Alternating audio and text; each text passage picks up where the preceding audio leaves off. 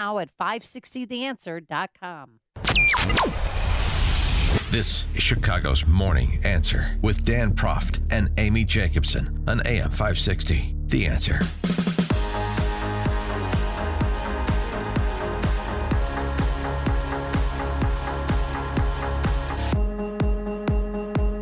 Top of the morning, Dan and Amy. We've legalized dope here in Illinois. Congratulations. Governor Jelly Belly, one of his big accomplishments, him and the Chicago Democrat crime families and their socialist comrades. And we've talked about the experience in other states that were ahead of us: Oregon, Colorado, Washington State. One of the arguments made by proponents is, hey, this eliminates the black market. Eliminates the black market, drives the price down, you get tax revenue out of it so the government gets its cut, and all is right with the world. Well, on that argument specifically, that it eliminates the black market, our friend over at City Journal and the Manhattan Institute, Steve Malangna, he looked at that. You know, sometimes it's interesting to see how an argument plays out in real life, and we're seeing it. And maybe not so much does it eliminate the black market. And he looked specifically at the states that have already legalized. There's no international comparisons, what happened in Amsterdam. Looking at states that have done exactly what Illinois did under this governor and this political regime. So what can we look forward to? For more on this, we're pleased to be joined by the aforesaid Steve Malangna, contributing editor of City Journal, senior fellow at the Manhattan Institute, and author of the book Shakedown, The Continuing Conspiracy Against the American Taxpayer. Talk about that in Illinois, too. Steve, thanks so much for joining us. Appreciate it. My pleasure. So it's going to eliminate the black market, except you're suggesting, no, it's not, marijuana legalization. Well, it's not even so much I'm suggesting. The facts in all of these places that you've mentioned show that it hasn't. So, let's start with Colorado. It astounds me that people miss this, but the U.S. Attorney for Colorado in September of 2018 wrote an op-ed in the Denver paper, the Denver Post, essentially saying we have a new black market in Colorado. The new black market is because you have legal marijuana. Illegal growers are coming in and growing it alongside, and the government can't tell the difference, and they're undercutting the marketplace. So we have a new black market. Not only do we have a new black market in Colorado, but Mexican cartels, believe this or not, are smuggling illegals from Mexico into Colorado in order to do the growing, so that they can control this. You have, I quote a Denver police detective who says, people keep saying to us, we can, once the war on drugs ends, the war on marijuana ends, we can redirect police resources to other places where they're more important. Mm-hmm. We can't do that because last year we had, I think he said, 7 murders in Denver related to marijuana trade. So that's one state, okay? One of the reasons I wrote this piece is because it's happening in other states too now. The biggest irony is that in California, the legal growers are now saying, after they basically campaigned on this idea that the black market was going to go away, they're now saying to the state, you have to stop the illegal black market because they're undercutting us. We can't sell our stuff. So the war on drugs, which they said was going to go away, they now want the government to continue so that they can make their profit. Well, look, let's go back to Colorado. How much pot did they seize?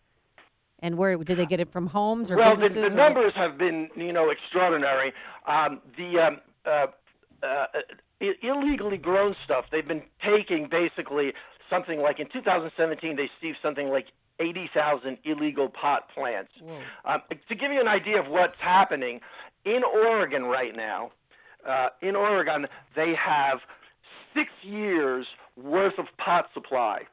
What I mean by that is they've estimated that if they stopped growing right now, right, the legal market could basically wait 6 years and still have enough pot to supply it because there's so much oversupply because so much pot is being grown. In California, a group that basically tries to trace the illegal market says that the illegal market will grow this year by, I think it was like 500 tons or something like that. So the illegal market is not just there, it's growing everywhere. Well, the libertarians would say, well, right, because the government is managing this and they're artificially controlling the number of licenses for dispensaries and growing and licenses for growers as well. So the way to address that is just to legalize it across the board for whoever wants to do it and let supply and demand work those exchanges out rather than the government artificially controlling licensure. Well, but the government basically controls the entire economy insofar as you can't open a Walmart without getting the permits and licenses. Right. You can't, you have to pay taxes if you're Walmart. You have to pay taxes if you're CVS. You have to pay taxes if you're Macy's. What they're saying in California is that essentially the black market people who have existed for all this time, they look at the fact that in order to actually get a license for pot, you not only have to pay for the license, you're going to have to pay some kind of sales tax. Everybody pays a sales tax on something, right? So are we saying that marijuana shouldn't have a sales tax on it when basically if you go to the grocery store, you got to pay a sales tax, right? In addition to that, the marijuana has to actually follow the health and safety regulations of the state, just like all consumer products that are consumable, that we eat, right? They have to follow. So all of those things make the marijuana more expensive than if you just grow it and sell it with no regulation whatsoever. So essentially, even if you just put in place the kind of regime that licenses, Walmart to sell you, toys and stuff like that, that's more expensive than just growing the stuff in the black market. So this is why, the black market isn't going away. So yes, does California overregulate? Yes, they overregulate everything. Exactly. So essentially they're saying, give us an exception for pot. Yeah, but you said that the Exactly. black market is so blatant that they even have a mobile phone app? Where do I there's this sign app up? It's called like Weed App, and Weed App basically just tells you where you can buy pot. And the state, the legal growers have actually tried to get this thing shut down. And the app has basically argued that the marijuana enforcement authorities don't have any authority over it, it's regulated by, the FCC and people who regulate the internet. So, just like leave us alone because we're not doing anything. We're just basically saying, here's where you can find stuff. So yes, there's actually a fairly successful app. It's successful enough that the legal growers are trying to get it, basically shut down. Yeah, I mean, all you've done is legalize cartelism, and it's drug dealers and growers, but the whole cartel structure with government sanction. This is sort of. I wanted to make this point because the libertarian argument that's advanced fails to accommodate everything in your piece. It's your look at other states. We have this regulated economy in every other sector with every other product or service, except marijuana legalization that is managed and directed by states is somehow going to be, Hong Kong pre-China. And it was never going to be that, and thus you were never going to get the benefits that were being advertised by libertarians who want to live in a world that Ayn Rand wrote about, but that doesn't actually exist on the ground in this America. And that's exactly right. And what's also complicating this really much more, the ironies here are just unbelievable. But the authorities in California are actually pushing back against the legal, pot growers, saying, we can't be too aggressive against this black market. Why can't we be too aggressive? Because pot legalization was sold to people as a social justice initiative. That if illegal pot, it has a disproportionate effect on the minority communities. We're over-policing the minority communities. But the fact of the matter is, if you ask us to go crack down on the black market now, that's going to have a disproportionate effect on the minority communities. So now we can't actually touch the black market because we sold it to people as it was a social justice initiative. So what should we expect? That's great. That's just so great. Oh, thanks. What should we expect here in Illinois then? I don't, a couple of things. Yeah. Number one, most states have actually legalized this through initiative and referendum. Most of the laws give communities the ability to opt out of this. when you give people the ability to opt out of it, what has happened in all these places, Colorado is a good example, of the something like 322 municipalities in Colorado, something like 230 have already opted out.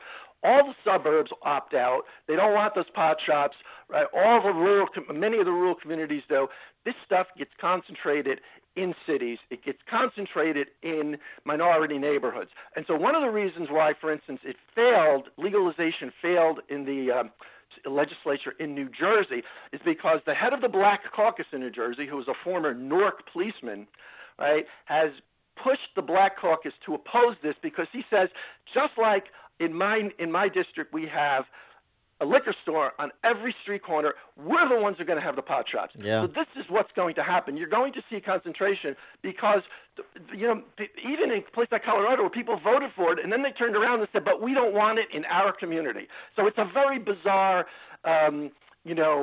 formulation here. Well, right. I mean, here, that's exactly what's going to happen here because here, this is being sold as like an economic opportunity program, too. We're going to turn around, we're going to expunge records of convicted drug offenders and give minorities sort of preferred access to setting up these dispensaries. And there's supposed to be upwards of 300 that come online by 2022. So that's exactly what's going to happen. And as you report in Las Vegas, 2017 homicides related to an altercation over drugs grew by 21% as compared to 2016. And the a police captain there told you, per testimony at a hearing in New Jersey, marijuana was the cause of the altercation in half of those homicides. In 2017, 58% of all drug-related murders involved marijuana. The good thing for us, Steve, is that we don't have a violent crime problem in Chicago. I'm sorry.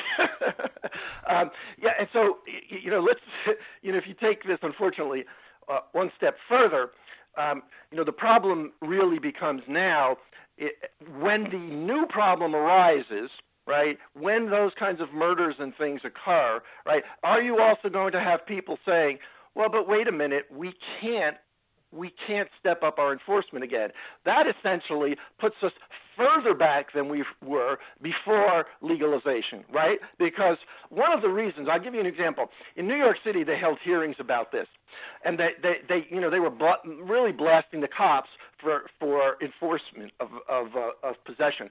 But the cops came and said, look, here are the 911 calls, here are the 311 calls. Why are we going to these neighborhoods and arresting people? Because people in those neighborhoods are complaining. Right. And we had a Latino city councilman who stood up and said, it's my constituents who are making these phone calls. We can't forget about those people.